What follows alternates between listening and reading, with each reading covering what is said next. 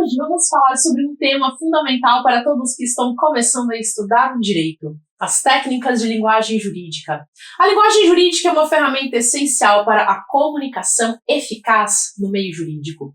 Vamos entender como funciona a linguagem jurídica, quais são as suas características e como utilizá-la corretamente. Eu sou Cíntia Brunelli e eu te convido a se inscrever no canal porque tem muito conteúdo importante vindo por aí. Vamos lá! O que é a linguagem jurídica? A linguagem jurídica é o conjunto de termos e expressões que são utilizadas no âmbito do direito. Ela tem a função de comunicar de forma precisa e clara aquilo que diz respeito às normas, às decisões judiciais e às interpretações jurídicas, evitando ambiguidades e mal-entendidos. A linguagem jurídica é a linguagem utilizada por juristas, operadores do direito, para criar seus textos e seus diálogos.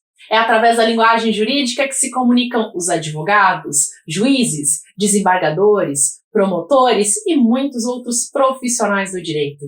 Por esse motivo, conhecer um pouco sobre técnicas de linguagem jurídica pode ajudar você a se expressar de forma mais eficiente. Para começar, eu preciso que você entenda o seguinte: a comunicação, tanto verbal quanto escrita, precisa de recursos que facilitem a emissão da mensagem para que haja do outro lado a recepção do que se quer transmitir. Por exemplo, quando um advogado escreve uma petição, ele está emitindo uma mensagem e ele quer que o receptor dessa mensagem, no caso, o juiz, compreenda o pedido e seja persuadido pelos argumentos trazidos. Quando um juiz escreve uma sentença, ele está emitindo também uma mensagem que comunica qual foi a decisão que ele tomou diante daquele conflito entre as partes.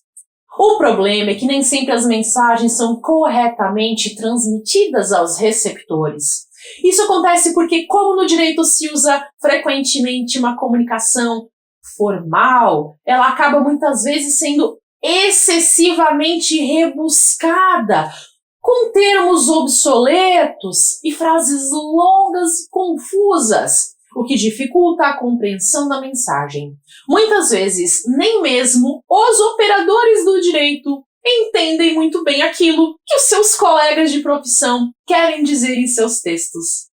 Quem dirá, então, as partes dos processos, que são leigas e não entendem o nosso juridiquês? Hoje, a visão moderna diz que cada vez mais deve ser aplicada ao direito a chamada linguagem simples. A linguagem simples é uma linguagem que prioriza a clareza e a objetividade. Eu já tenho um vídeo completo sobre linguagem simples aqui no canal. Eu convido você a assistir quando esse vídeo aqui acabar. Para resumir, a linguagem simples não é uma linguagem coloquial. Não é isso. Ainda vão ser respeitadas as regras da língua portuguesa, mas ela é uma linguagem mais fácil de ser entendida, inclusive por quem não é profissional do meio jurídico, como é o caso das partes dos processos. Afinal, a finalidade da justiça é entregar uma resposta para aqueles que buscaram o auxílio do judiciário para resolver um conflito. Então, nada mais justo do que comunicar essa resposta em uma linguagem que possa ser entendida. Essa é a visão mais moderna sobre a linguagem jurídica. São novos tempos, ainda bem. Ao escrever um texto jurídico, a primeira coisa a ser levada em consideração são as regras de coesão e coerência. Não basta simplesmente expor as ideias, ainda que elas estejam escritas corretamente. Se elas estiverem desordenadas, caóticas, bagunçadas, desconexas, o texto precisa fazer sentido. Um texto coeso é um texto que não fica fazendo rodeios desnecessários, nem repetindo constantemente as mesmas palavras. A leitura progride de forma encadeada, tendo uma ligação lógica e evolutiva entre os parágrafos. O texto vai construindo um raciocínio na cabeça do leitor. É como se tivesse uma linha guia que vai do começo até o fim do texto, criando um raciocínio.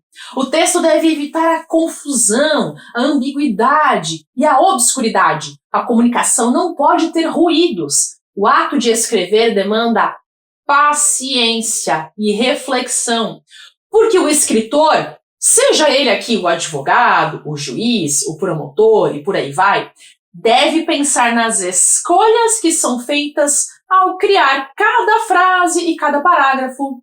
A sua criação deve considerar o leitor que vai ler a peça, seja uma petição, uma sentença, um mandado, um ofício, seja o que for, para que o texto pareça coerente ao ser lido. Agora eu vou passar algumas dicas práticas para aumentar a coesão e a coerência do seu texto, usando técnicas de linguagem simples.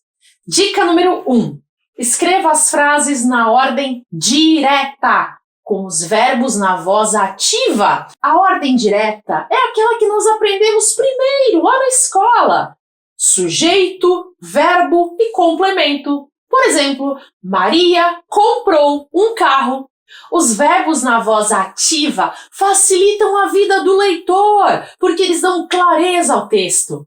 Ao escrever o verbo na voz ativa, nós visualizamos a ação. É diferente da voz passiva, que é aquela que inverte a ordem. Um carro foi comprado por Maria. Para favorecer a clareza do texto, é preferível usar a ordem direta, com os verbos na voz ativa. Dica número 2. Curto é melhor que longo. Isso vale tanto para o tamanho das frases, quanto para o tamanho dos parágrafos. Quando as frases e os parágrafos são muito extensos, aumentam as chances de que eles pareçam confusos. Sempre que possível, prefira escrever frases curtas, frases de até 3 linhas. E parágrafos curtos, parágrafos de no máximo 10 linhas. Dica número 3. Seja preciso na escolha das palavras para evitar ter que dar novas explicações depois. Por exemplo, se você comunicar que alguém deixou o cargo, isso pode gerar algumas perguntas. A pessoa deixou o cargo, por quê? Então é melhor colocar logo o verbo específico. A pessoa renunciou ao cargo. A pessoa se aposentou. A pessoa foi promovida para outro cargo. Enfim, é escolher a palavra que melhor explica o que aconteceu, para evitar ter que dar esclarecimentos posteriores. Dica número 4. Use somente as palavras necessárias para a transmissão da mensagem.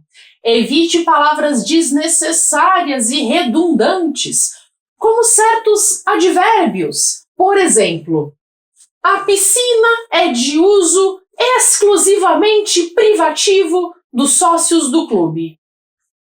O advérbio exclusivamente é redundante, porque a ideia de exclusividade já está contida dentro de privativa. Se algo é privativo, esse algo é exclusivo. Não precisa usar as duas palavras. Algo que você também deve evitar é o uso de adjetivos. Na maioria das vezes, o substantivo já traz em seu conceito aquilo que o adjetivo pretende comunicar. Por exemplo, solicito o deferimento do pedido por ser medida da líndima justiça. Líndima significa legítima. Logo, se você está dizendo que o deferimento do pedido é medida de justiça, é óbvio que seria da líndima justiça. E não é necessário incluir o adjetivo líndima. Ele é dispensável. Os adjetivos deixam as frases mais longas, então devem ser evitados ou usados com moderação. O que devemos ter em mente é que um texto jurídico deve primar pela objetividade. Em um processo, nós não estamos escrevendo romances, contos, ficções. Nós não somos Dostoiévski, Jane Austen, William Shakespeare, Machado de Assis. Os textos devem se ater àquilo que eles servem, que é levar justiça às partes dos processos. Então, eles devem ser escritos de forma a tornar claro o que está acontecendo nos autos. Os textos devem ser objetivos e precisos. Eu sei que no começo, para muitas pessoas, aprender o direito é algo que gera um certo medo, porque o direito é um sistema bem complexo e é por isso que eu estou aqui, para te ajudar a vencer esse desafio. Eu te garanto que se você é capaz de assistir aos meus vídeos aqui do YouTube, como esse aqui, você é plenamente capaz de entender o direito. O mais importante você já tem, que é ter força de vontade. O simples fato de você estar aqui assistindo esse vídeo até aqui já é uma prova de que você é diferente da maioria. Você é alguém acima da média. Você é uma exceção, uma raridade, e você merece os meus parabéns. É só continuar assim, levando a sério os seus estudos, e acredite em mim, você vai chegar muito longe. Eu não tenho nenhuma dúvida disso. Eu tenho 100% de certeza. Assista aos outros vídeos aqui do canal. Eu já tenho mais de 700 vídeos gratuitos para te ajudar. E se você quiser acelerar o seu progresso, a minha melhor indicação é virar aluno do curso Primeiros Passos no Direito. O curso Primeiros Passos no Direito é a opção para quem quer um passo a passo, desde o início, para aprender de forma clara, acessível e sem complicação. No direito, a base importa. E eu criei o curso Primeiros Passos no Direito justamente para te dar essa base. Muitos alunos cursam toda a graduação em Direito, toda a faculdade, sem terem aprendido corretamente a base. Até que no final eles percebem que estão empurrando o curso com a barriga, aos trancos e barrancos. E o resultado disso é que a maioria não passa no exame da OAB e nem nos concursos públicos, ou mesmo não consegue sequer acompanhar as aulas das matérias mais complexas lá do fim do curso, como o direito tributário, e aí acabam desistindo do curso antes de se formar. E isso tudo é muito preocupante. Não permita que isso aconteça com você. Não empurre os seus estudos com a barriga. Se você sente que tudo isso que eu falei estava fazendo sentido, a minha melhor recomendação é começar hoje mesmo a assistir às aulas do curso Primeiros Passos no Direito. Vou deixar o link na descrição do vídeo para você clicar e desbloquear o seu acesso. Também não se esqueça de aproveitar todo o conteúdo gratuito aqui do canal. Já são mais de 700 vídeos grátis para te ajudar. Eu quero te ajudar, mas eu não tenho como fazer o conteúdo entrar como um download da nuvem direto na sua cabeça. Então faça a sua parte, que é assistir aos vídeos. Vou deixar aqui a indicação de uma playlist para você maratonar. Até!